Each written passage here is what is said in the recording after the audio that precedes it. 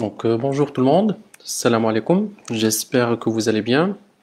On se retrouve après cet arrêt d'une semaine à l'occasion de Eid al-Fitr, des vacances, de ce sacré Eid. Donc je tiens par la même occasion à souhaiter tous, cher public virtuel, un très bon Eid, même si en retard, avec mes meilleurs vœux. Et on essaiera de reprendre notre continuité du programme concernant la partie de la régularisation d'une mobilisation à la sortie du patrimoine. Donc il faudrait noter que en matière d'une sortie d'une mobilisation, on peut avoir plusieurs types de sorties d'immobilisation, c'est-à-dire suite à une session normale telle qu'on la connaît, ou à défaut, à des sinistres et tout le protocole comptable qui va suivre en matière de régularisation. Donc la première des choses sur lesquelles on s'intéresserait à travailler, c'est par rapport à une régularisation d'une cession d'immobilisation. Donc il faudrait qu'on sache plus ou moins quel est le traitement comptable adéquat suite à cette opération de cession et par la suite maîtriser les techniques d'évaluation de régularisation et des amortissements qui vont avec, ainsi que leurs provisions. Donc la première des choses sur lesquelles il faudrait se passer, c'est par rapport à cette cession d'immobilisation. Donc on sait bien que c'est une opération qui ne ressort pas d'une opération issue de l'exploitation d'une certaine structure. Ce sont des opérations à titre exceptionnel. C'est pour cela que leur produit, leur vente est comptabilisé dans la rubrique 75, notamment les produits non courants, notamment dans ces produits de cession d'immobilisation qui sont classés en plusieurs produits de cession, soit de l'incorporel, soit du corporel, soit du financier. Donc lorsqu'on parlerait d'une opération de cession d'immobilisation, il faudrait savoir sur cette sortie d'immobilisation du patrimoine, il va résulter soit une cession d'un titre, aussi on peut avoir des immobilisations financières, ce sont des produits d'immobilisation financière, des droits de propriété. Donc cette cession peut être soit volontaire, soit éventuellement une vente, une donation, soit à défaut, ça peut être aussi une cession forcée. On peut faire référence à une certaine expropriation, à une certaine confiscation, une expulsion, ou à défaut, la troisième des choses, un simple retrait, c'est-à-dire une mise en rebut, un remplacement, une destruction. Aussi, ce sinistre, entre guillemets, ou cette mise en rebut, ça peut avoir deux formes, soit à titre volontaire, comme on avait dit, une réparation normale, soit un sinistre, et là on parle d'un élément qui va être forcé, et genre l'incendie ou le vol d'une immobilisation. Donc toute cette configuration évoquée, ça donnerait naissance à une certaine sortie d'immobilisation, car cette dernière ne fera plus partie du patrimoine de l'entreprise en question. En matière maintenant de comptabilisation, il faudrait noter la sortie de l'immobilisation qui devrait se faire soit avec ce produit de cession, ce prix de vente, mais aussi il faudrait pas oublier la notion de la valeur comptable résiduelle. Donc cette valeur comptable résiduelle qui va être égale à la différence entre la valeur d'origine et les amortissements pour dépréciation déjà pratiqués jusqu'à la date de cession ou la date de sortie en fin de compte. Parce que lorsqu'on avait dit cette sortie-là qui va être forcée suite à un incendie, là on ne parle pas de date de cession parce que ça n'a été pas voulu, ça n'a été pas souhaité par l'entreprise. Donc il convient en principe de tenir compte des dotations aux amortissements relatives à cette période-là, depuis le début de l'activation de cette immobilisation jusqu'à la date de la sortie. Et la différence entre ce cumul d'amortissement et la valeur d'origine, c'est ce qui va nous donner cette valeur comptable résiduelle. Donc, si on reprend le cas plus ou moins français, il y a une certaine divergence par rapport à l'arrêt, je dis bien à l'arrêt de la date de prise en compte de l'amortissement. Donc en matière, en comptabilité marocaine, cette comptabilité-là, c'est toujours la date de sortie, la date de fin. Mais si on reprend l'exemple français, on est en train de faire une certaine nuance si le bien est amorti soit en linéaire, soit en dégressif. Pourquoi? Parce que cette session-là, elle devrait, comme on avait dit, respecter trois choses. La première, c'est la constatation du prix de cession, c'est tout à fait normal, c'est-à-dire la constatation de ce produit-là non courant, qu'on devrait le comptabiliser en tant que produit. Et bien sûr avec une certaine augmentation de trésorerie. Une certaine augmentation de trésorerie s'il s'avère que le bien a été, comment dirais-je, encaissé dans la foulée. À défaut, ça peut être aussi une créance, ça peut être un élément à encaisser dans le futur proche, donc notamment la classe 3 qui va être exploitée. Donc ça, c'est la première des choses à prendre en considération. La deuxième, ça serait le cumul d'amortissement. Et c'est pour cela que le contexte est intéressant, parce que là, entre un amortissement linéaire et un dégressif sur une expérience plus ou moins française, ça a un impact. Au Maroc, on avait dit, c'est toujours le cumul d'amortissement ou la constatation de la dotation complémentaire, c'est-à-dire depuis le début d'exercice jusqu'à la date de la sortie de l'immobilisation. Donc on dit bien la date de sortie, on la laisse vague parce que soit une cession, soit une mise en rebut, soit une destruction, soit un incendie, bref. Donc on dit c'est la date de sortie. Et en fin de compte, il faudrait que je constate cette sortie d'immobilisation. Donc l'immobilisation en question ne figure plus dans mon bilan, il faudrait que je la fasse sortir dans mon patrimoine et que j'annule l'ensemble des amortissements constatés. Donc c'est pour cela que je reviens sur la clarification sur cette date de fin, car lorsqu'il s'agit dans un contexte français, le bien en matière d'amortissement linéaire, la dotation complémentaire devrait, comme dans le contexte marocain, s'arrêter à la date de la sortie jusque l'exercice en cours, du début d'exercice. Donc là, c'est un prorata qui va être inversé, parce que lorsqu'on calcule un prorata d'amortissement normal, c'est depuis la date d'activation de l'immobilisation jusqu'à la fin de l'exercice. Maintenant, si ma sortie d'immobilisation figure au mois d'avril, ma dotation complémentaire, si je suis sur une immobilisation qui était amortie sur du linéaire, ça serait du 1er janvier, le début d'exercice, pas forcément le 1er janvier, si on fait référence à des entreprises qui ont des exercices à cheval, jusqu'à la date de sortie. Cependant, si je suis maintenant sur un bien qui était amortissable en mode dégressif, là, l'entreprise va calculer une dotation complémentaire depuis la date d'ouverture de l'exercice, mais jusqu'au début du mois duquel est intervenue la sortie de l'immobilisation. C'est-à-dire là, on ne s'arrête pas directement à la date, mais jusqu'au début du mois au cours duquel est intervenue cette session-là. Donc là, c'est la petite différence qu'il faudrait qu'on s'y intéresse pour mentionner ce cumul d'amortissement, parce que bien sûr, ce cumul d'amortissement, il viendra influencer le montant de notre valeur nette d'amortissement, notre VNA. Donc, si le bien cédé fait l'objet, bien sûr, d'une provision, ça peut être, donc là on avait l'accessoire qui suit le principal, l'accessoire ici c'est la provision qui viendra s'ajouter, du moment qu'on va faire ressortir cette immobilisation, indifféremment la provision qui était calculée sur cette immobilisation devrait par la suite être sortie avec moyennant un compte de reprise, car maintenant cette provision elle devient sans objet. Et en conséquence, sur la comptabilisation de la cession, on devrait faire sortir tous ces accessoires-là qui étaient liés à l'immobilisation. La constatation du prix de cession, donc c'est un prix qui doit être indiqué dans un acte, dans une facture, indépendamment des modalités de règlement.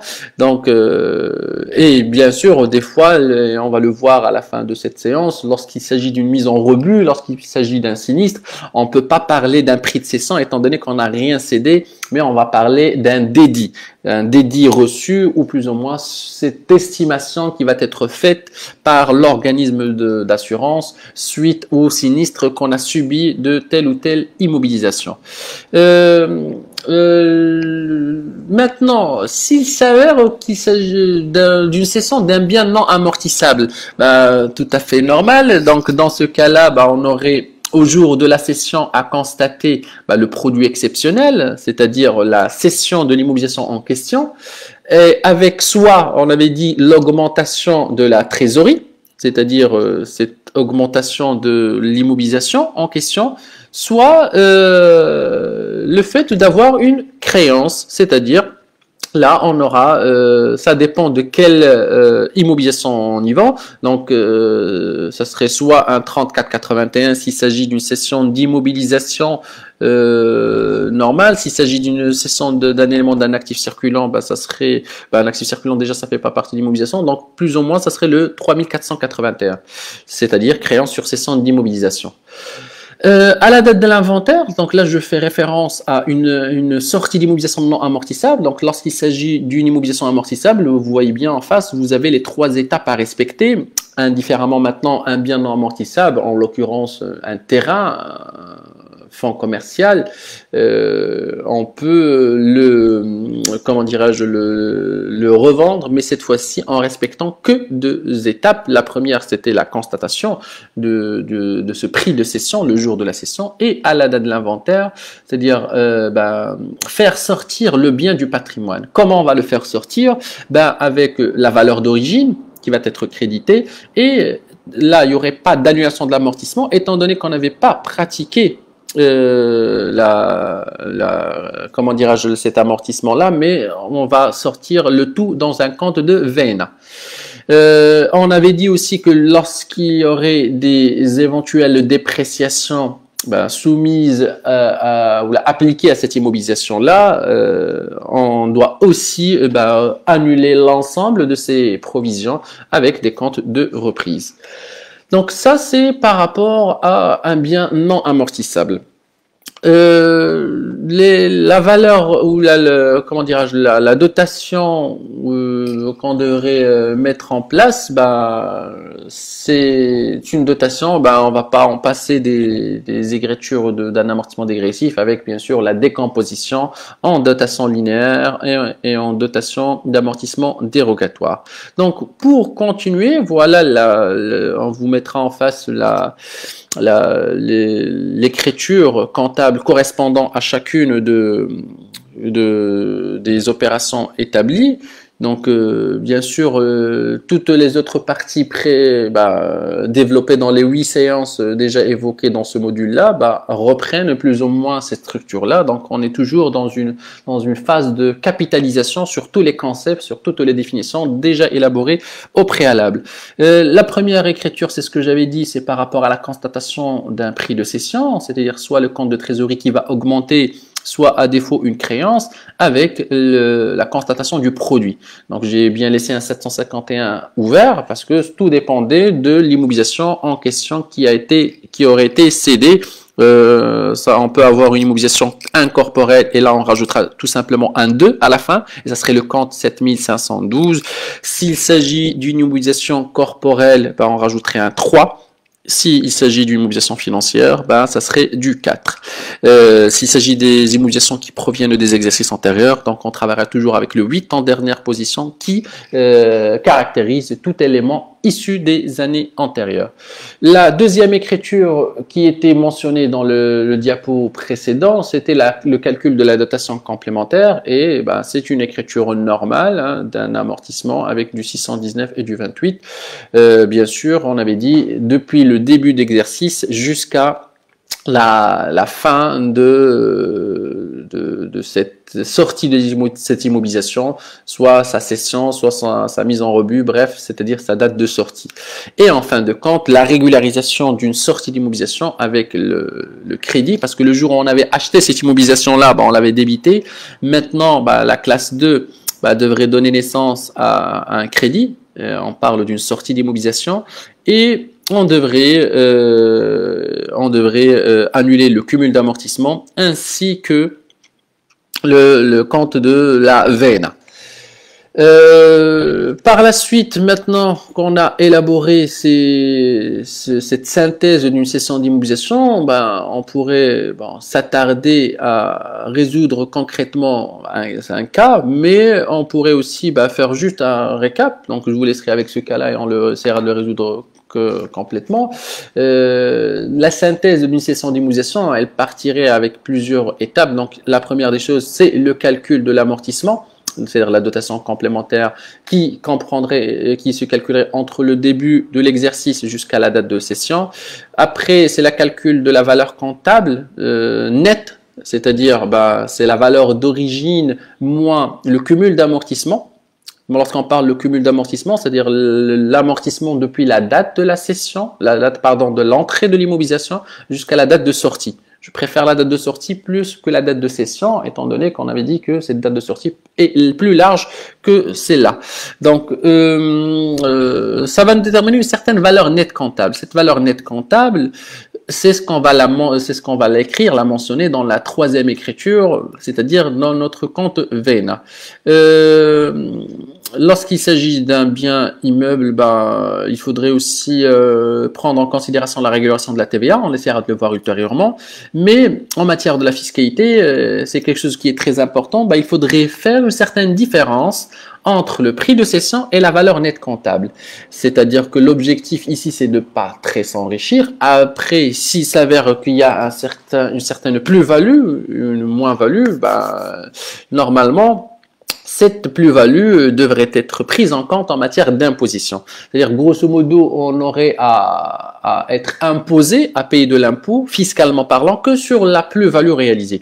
Bon, comptablement, ça va s'équilibrer parce que si tu comptabilises en bonne et due forme le produit de cession avec tout le prix encaissé et en contrepartie, tu comptabilises la VNA, la différence entre ces deux concepts-là, c'est-à-dire le PC, le produit de cession et la VNA, ça te donnerait automatiquement la plus-value.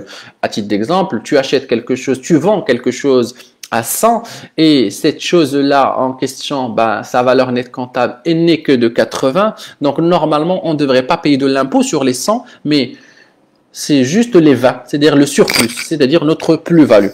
Donc, ce résultat de cession, fiscalement parlant, si tout nos protocoles est correct, on devrait être imposé que sur cette plus-value. Donc, si on revient sur ce cas, donc la première des choses, donc on doit faire le produit de cession. Donc, le produit de cession ici est de 3800, c'est-à-dire que il s'agit d'une machine, il s'agit d'une immobilisation corporelle, donc je devrais créditer le 7513. Le 7513 qui va être crédité du montant de 3800. Mais en matière d'encaissement, il y a deux méthodes d'encaissement ici, c'est-à-dire 2000 dirhams qui étaient encaissés par chèque bancaire. Donc, je vais débiter le 5141 pour mentionner l'augmentation de ma banque, ainsi qu'une créance de 2 mois. Donc, les 1800 dirhams, ce n'est pas une trésorerie actuelle, c'est une future trésorerie qui devrait être comptabilisée dans le compte 3481. Donc, je devrais comptabiliser cette première écriture qui est le produit de cession de l'immobilisation. La deuxième écriture, on avait dit, c'est la dotation complémentaire. La dotation complémentaire ici, il s'agit d'une cession qui était faite le 39N, donc la dotation complémentaire, elle serait calculée depuis le mois de janvier jusqu'au 39. Donc, on a une valeur d'origine. La valeur d'origine de cette immobilisation, c'est 9840. Donc, j'aurais du 9840. C'est quelque chose qui était amorti selon le taux de 12%. Donc, la dotation complémentaire, elle serait égale à 9840. C'est-à-dire la valeur d'origine, fois le taux d'amortissement qui est de 12%, fois mon prorata, et le prorata ici c'est 9/12e, parce que la cession a eu lieu le 39. Donc, je vais calculer cette dotation complémentaire et je partirai par la suite à la dernière écriture qui est la régularisation et la sortie en même temps de l'immobilisation. Cette immobilisation, le jour où je l'ai acheté, le 17N-4, je l'ai acheté à 9840. Je l'avais débité. Donc, ma machine, c'est-à-dire là le compte de la classe 2, et lorsque, c'est-à-dire mon 2332, a été débité de 9840. Maintenant, il n'y est plus parce que je viens de le céder, je devrais le créditer. Je créditerai le 2332 avec 9840. Il donnera naissance à deux comptes au débit. Le premier compte, tel que notre schéma, on l'avait évoqué, ça serait l'annulation du cumul d'amortissement. Donc, le cumul d'amortissement, on avait dit c'est quoi? C'est le nombre de mois depuis la date d'acquisition jusqu'à la date de sortie. Donc, cette immobilisation en question, selon toujours l'énoncé, elle a été acquise le 1/7N-4. Ça veut dire que en N-4, je l'avais utilisé pendant 6 mois. Il y a aussi le N-3, je l'ai utilisé pendant 12 mois. Le N-2, 12 mois. Le N-1, 12 mois. Et le N, 9 mois. Je me retrouve alors avec 3 années complètes, 36 mois, plus les 9 mois, plus les 7 mois. Donc, j'ai du 36, c'est-à-dire des 3 années, plus les 6 mois du début, plus les 9 mois, ça fait 51 mois. Donc, en l'occurrence, je peux dire que mon cumul d'amortissement, ce n'est rien d'autre que 9840, ma VO, fois le taux d'amortissement 12%, fois le nombre total des mois que j'ai utilisé, c'est-à-dire 51 douzièmes. Ça, c'est le cumul d'amortissement que je devrais annuler. Bien sûr, après ma VNA, on peut la calculer de deux manières. C'est soit l'amortissement non encore consommé, soit à défaut, la différence entre la valeur d'origine et le cumul d'amortissement. Bon, les deux, ça devrait donner la même chose et normalement, c'est logique parce que si je suis sur 12%, c'est-à-dire le taux d'amortissement est de combien? Donc, si je suis sur 12%, je suis sur 8 ans et 4 mois. Donc, 8 ans et 4 mois, ça, c'est ma durée globale. Parce que à 8 ans et 4 mois, si je convertis le tout en mois, c'est 8 fois 12, 96 plus 400. Donc, 1200 sur les 100, ça fait 12%. Donc, 8 ans et 4 mois, ça donne combien en mois en tout? Donc, 8 fois 12 plus 4 mois, ça fait 100 mois. Moi, je viens de calculer, depuis la date d'acquisition jusqu'à la date de sortie, un nombre de 51 mois. C'est-à-dire que le bien en question, il devrait être utilisé pendant 100 mois. Je l'ai utilisé uniquement pour 51 mois. Implicitement, je ne l'ai pas utilisé pour 49 mois. Donc, pareil, je peux calculer la VNA d'une autre manière. Ben, c'est les 9840 fois les 12% fois les 49 douzièmes. Que ça soit cette méthode-là ou tout simplement la différence entre le prix de la valeur d'origine et le cumul d'amortissement, ça devrait donner la même valeur, le même montant. Donc ça, c'est par rapport à une écriture, à une régularisation d'une immobilisation normale. Maintenant, le cas d'une régularisation en respectant les règles fiscales. Donc, on sait bien que toute acquisition, que ce soit d'une immobilisation ou d'une charge, ça devrait donner naissance à une récupération de TVA. Implicitement, cette récupération de TVA, elle est conditionnée par rapport à un nombre d'années de conservation de biens. Ce nombre de conservation de biens, il s'élève à 5 années. À 5 années complètes. Hein. Heureusement ou malheureusement, ça dépend des points de vue, toute année commencée est considérée comme une année terminée. On ne parle pas on va dire, d'une année 100% achevée. Ça veut dire quoi? S'il s'avère qu'il y ait une cession, c'est-à-dire de notre plein gré, que l'entreprise va l'appliquer avant ce délai-là des 5 années. Ben, dans ce cas-là, je suis passible d'une certaine pénalité. Donc, la pénalité ici que je devrais mettre en place, pour la simple et unique raison, c'est qu'il y avait une cession avant le délai normal qui est des 5 années. Ça veut dire quoi? Ça veut dire que pour chaque cession en dessous des 5 années, ben, je devrais reverser toutes les années non consommées. Je m'explique, j'achète un bien qui vaut 100. J'ai le droit de récupérer 20%, c'est-à-dire que j'ai 100, la VO, j'ai 20 de TVA récupérable et j'ai un décaissement, une sortie de trésorerie à hauteur de 120. Maintenant, ce bien-là, l'État m'a donné la possibilité de récupérer ces 20, mais implicitement semble dire il fallait que je conserve le bien pendant 5 années.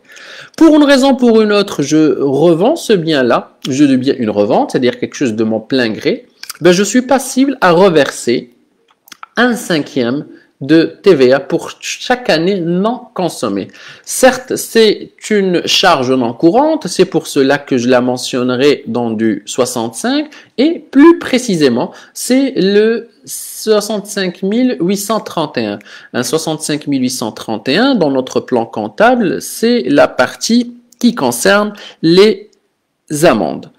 Les pénalités et les amendes fiscales. On rajoute un 7 juste pour mentionner qu'il s'avère d'un élément qui provient d'une régularisation d'une cession d'immobilisation, ou tout simplement un 65 831 est largement suffisant. Donc quel est le montant qu'on devrait y mettre dedans? C'est le montant de la TVA récupérée initialement, c'est-à-dire la TVA sur facture, fois tout le nombre d'années non consommées. Donc en l'occurrence, c'est n sur 5, donc sur l'exemple que vous avez en face, c'est bien sûr c'est une TVA à reverser, donc c'est une TVA à payer, donc j'ai une dette envers l'État à reverser. Cette TVA-là, elle va être calculée sur le nombre d'années non consommées. L'exemple que vous avez en face, on a fait une acquisition d'un bien, le 14N-2, à 350 000 dirhams. C'est-à-dire qu'on avait la possibilité, et on n'avait même pas la possibilité, on l'avait fait, de récupérer 70 000 dirhams. Donc sur ce matériel-là, on a récupéré 70 000 dirhams. C'est une TVA déductible.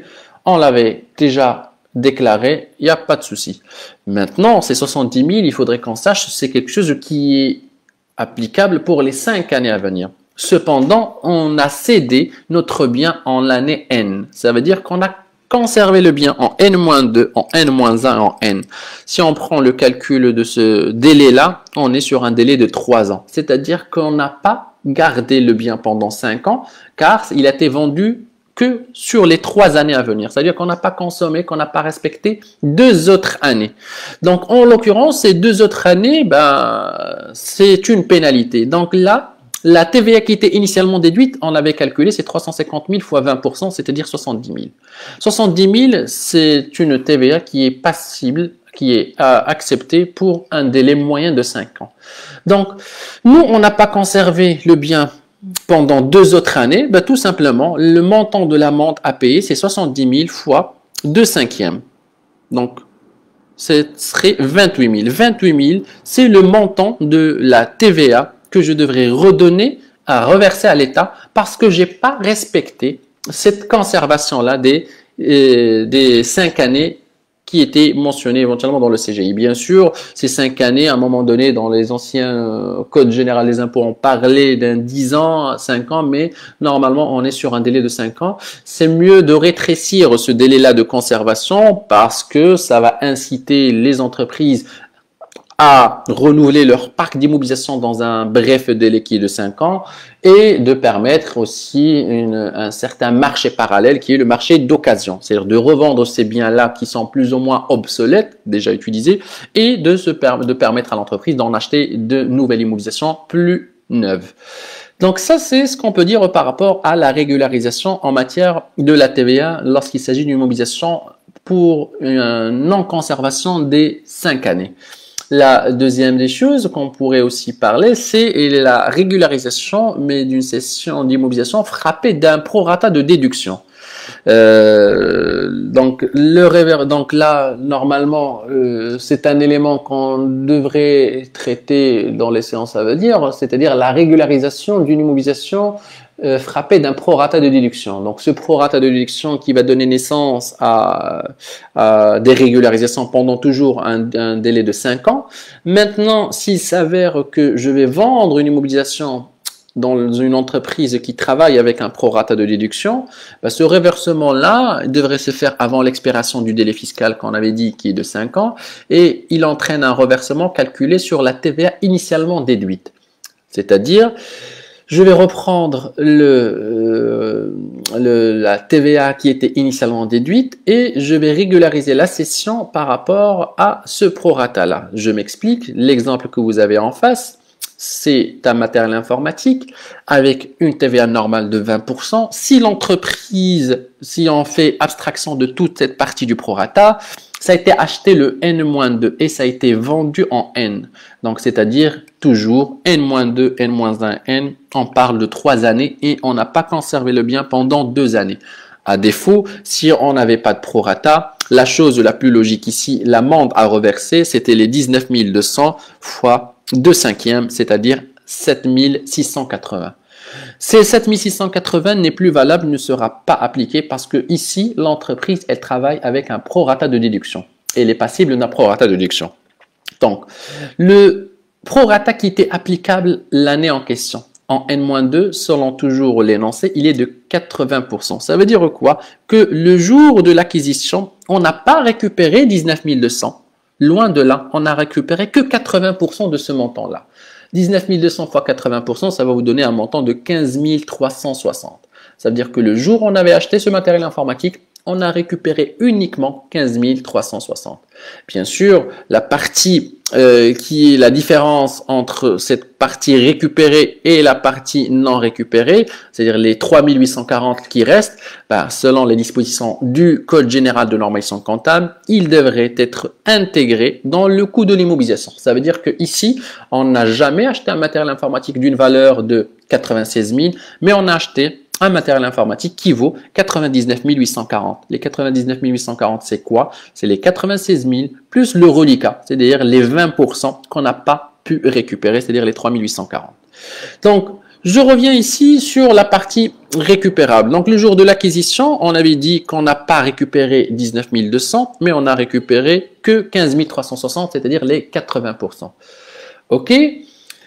Je dois faire bien sûr ici mes écritures de régulation de cession, c'est-à-dire le produit de cession, la dotation complémentaire, ça j'en passe, on l'avait déjà traité. Ce qui nous intéresse ici, c'est juste la régularisation de l'amende. Donc l'amende fiscale ici, ça va se calculer sur la TVA initialement déduite. Initialement, je n'ai récupéré que 15 360 et ces 15 360, je pourrais les récupérer, mais il fallait que je conserve le bien toujours 5 ans.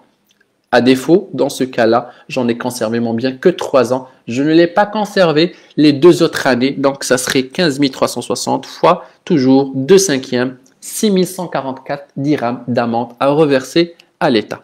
Donc, ça, c'est par rapport à la régularisation d'une cession, d'une immobilisation à la fois non-respect de délai de conservation et aussi une immobilisation qui fonctionne dans une structure avec un prorata de déduction.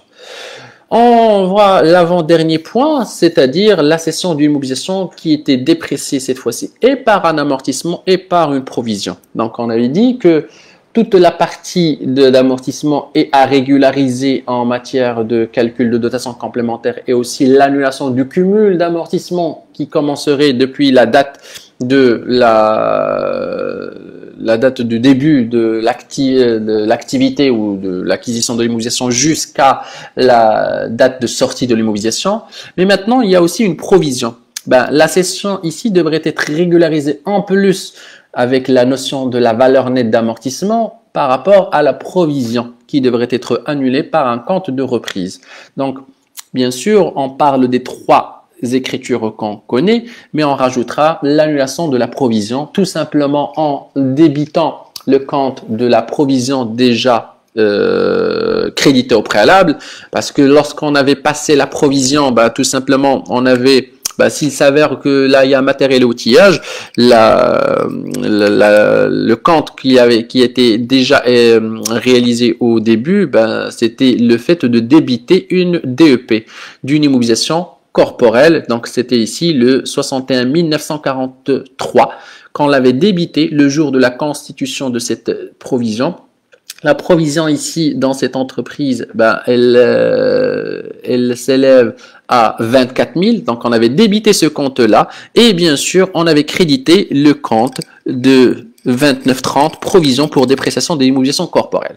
Donc ça a été fait le jour où on avait constaté cette perte-là. Maintenant, on parle d'une cession, une sortie d'immobilisation. À défaut, même cette provision ne devrait pas y rester. Accessoire qui suit le principal.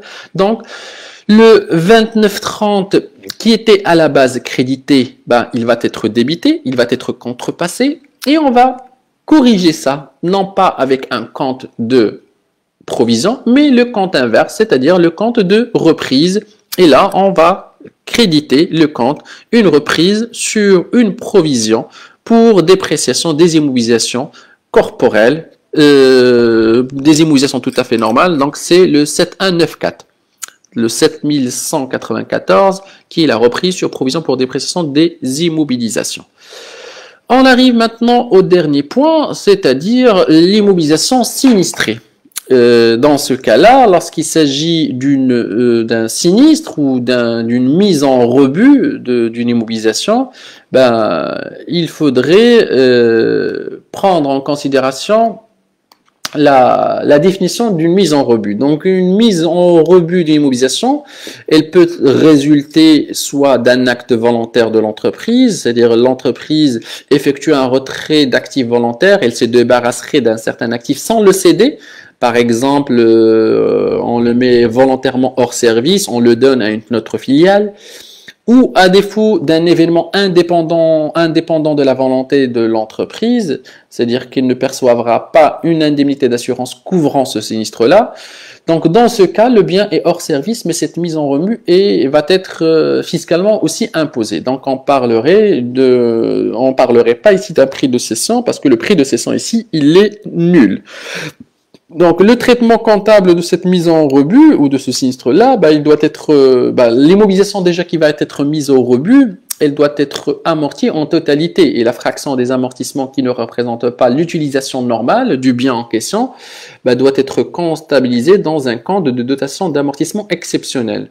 Donc là, il y a toute la partie de la régularisation d'une immobilisation à la date d'inventaire, chose qu'on avait déjà initiée lors de notre dernière séance par rapport à l'amortissement des emprunts obligataires et les amortissements normaux, mais il fallait qu'on y jette un petit peu plus d'intérêt sur toute la partie amortissement accéléré et exceptionnel. Donc ici, lorsqu'il s'agit d'une mise en rebut, toute la partie non consommée du bien doit être comptabilisée dans ces comptes de dotation aux amortissements exceptionnels.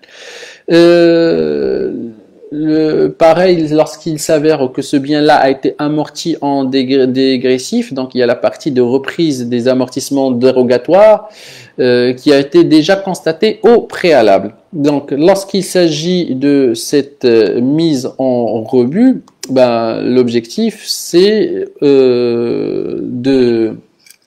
de constater, de savoir si le bien est réparable ou non réparable. Pourquoi? Parce que il résulte une certaine différence de traitement s'il s'avère que le bien est réparable ou pas. Donc, s'il s'avère que le bien est réparable, donc c'est-à-dire le bien il est récupérable, dans ce cas-là, tous les éléments qui sont sinistrés et réparables, ils donneront naissance uniquement à des charges à constater. Donc ces charges-là, ce sont des charges d'exploitation normales.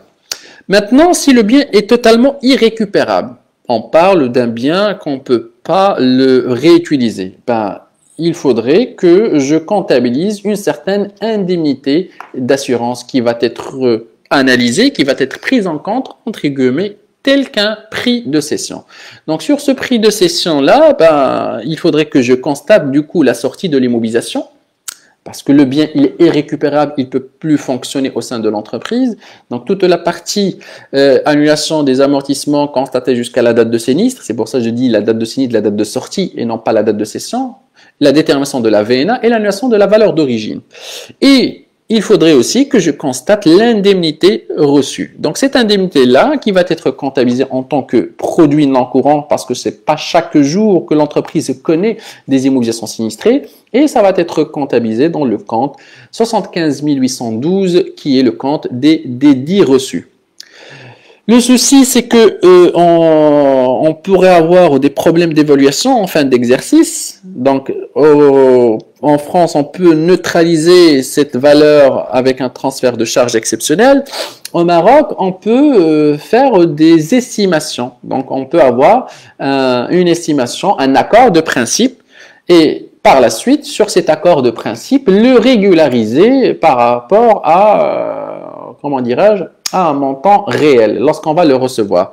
C'est-à-dire que lorsqu'il s'agit, on peut le mettre dans un autre compte transitoire, donc ça c'est une pratique française, parce qu'on pourrait avoir une estimation, un élément qui n'est pas encore fixe, et comptabiliser on va dire, la valeur réelle, la valeur nette, en tant que transfert de charge exceptionnelle. Donc, sur le plan comptable marocain, on ne précise pas une règle d'évaluation de cette indemnité, mais pour respecter le principe d'indépendance, donc on peut estimer l'indemnité à recevoir et la rattacher à l'exercice du sinistre. Donc, faire une certaine estimation, un certain produit constaté d'avance, qu'on essaiera de l'évaluer selon l'accord de principe, et le comptabiliser une fois réel, une fois encaissé l'exercice suivant. Mais bien sûr, on ne peut encaisser un dédit, s'il s'avère que le sinistre est au courant de l'exercice N, il n'y a pas de souci, mais s'il s'avère que l'estimation arrive le mois de décembre, on parle d'un cas normal, et la réception de l'encaissement du chèque se fera que le N+1, on ne pourrait pas comptabiliser le produit de janvier et le faire comptabiliser sur un exercice N+1, alors que sa base, sa source est l'exercice précédent.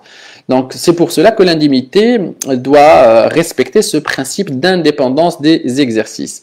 Donc, pour passer ces écritures-là, donc la première des choses, on va essayer de faire ressortir l'immobilisation normale avec sa VO à accréditer, la valeur d'origine, avec le cumul d'amortissement et la valeur nette d'amortissement. On avait dit en matière du dédit, deux éléments, si les deux hypothèses peuvent être concrétisables. Si le dédit est reçu au cours de l'année, il n'y a pas de souci, donc on aura une augmentation de la trésorerie avec un compte de la banque ou du chèque postaux ou de l'espèce, tout ce que vous voulez, du C51 à débiter, et le compte de dédit. Maintenant, si l'indemnité va être reçue l'année suivante, là, normalement, on a un produit à recevoir, donc on pourra mettre ça en tant que créance rattachée aux autres débiteurs et mentionner l'indemnité estimative. Parce que là, le principe d'indépendance des exercices nous obligerait à enregistrer un élément en N, parce que sa source, c'est le N. Le sinistre et tout ce qui va avec ce sinistre de l'immobilisation a été constaté et connu en N, en exercice N.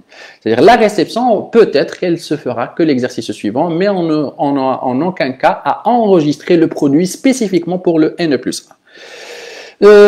Donc, pour parler des immobilisations qui sont sinistrées et récupérables, donc bien sûr, l'écriture de l'acquisition et la sortie de l'immobilisation. Donc, la sortie de l'immobilisation se fera avec le protocole normal qu'on a abordé, c'est-à-dire constatation du produit de cession, c'est-à-dire la dotation complémentaire toujours entre le début d'exercice et la date du sinistre, et la sortie de l'immobilisation. Et il faudrait rajouter ici, il n'y a pas de produit de cession bien sûr, mais il y aura un remboursement de la compagnie d'assurance, c'est-à-dire ce qu'on avait appelé le DD reçu, c'est-à-dire notre fameux compte 75 812 ou le 7581 qui reprend et pénalité et dédit. Mais le compte 75 812, il est spécifique au dédit reçu. Maintenant, on va aborder le dernier cas, c'est-à-dire si le dommage il est réparable. Donc, dans ce cas-là, si le dommage est réparable, les dépenses aussi peuvent être normalement, concrètement parlant, si le dommage est réparable, c'est deux choses.